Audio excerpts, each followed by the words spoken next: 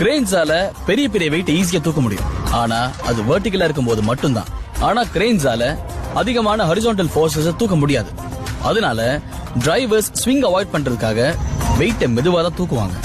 இதுல இன்னொரு பிரச்சனை என்னன்னா, எந்த அளவுக்கு கிரேனோட பேஸ் லோடோடைய பெர்பெண்டிகுலர் டிஸ்டன்ஸ் ஜாஸ்தியா இருக்கோ தூக்கப்பட்ட பொருளோட டர்னிங் எஃபெக்டும் ஜாஸ்தியா தான் இருக்கும். இது கிரேன்ஸ் கீழே விடுறதுக்கு நிறைய வாய்ப்பை ஏற்படுத்திடும். அதை சமாளிக்கிறதுக்காக தான் கிரேனோட பின்பக்கம் வெயிட்டை சேர்ப்பாங்க. 2 கிரேன் சேர்ந்து வேலை செய்யும் போது அது ஒரு கிரேனோட மூமெண்ட் மட்டும் வித்தியாசமா இருந்ததுன்னா இன்னொரு கிரேனுக்கு அது பெரிய ஆபத்தை ஏற்படுத்திடும். சான்ஸ் இல்ல, 2 கிரேன் ஒன்னா வேலை பார்க்குது. ரொம்ப ஜாக்கிரதையா வேலை பார்க்க வேண்டிய இடம்.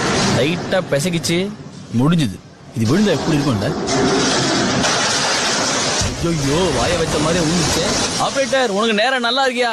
பள்ளத்துல ஊழ்ந்திருந்தா என்ன ஆயிருக்கு? ஐயோ ஐயோ ஐயோ ஐயோ, சீட்ஸுக்கு பவர் ஜாஸ்தியா என் வாய்க்கு பவர் ஜாஸ்தியா? அப்படின்னா அந்த கிரேன் மேல உங்களுக்கு கோவம்?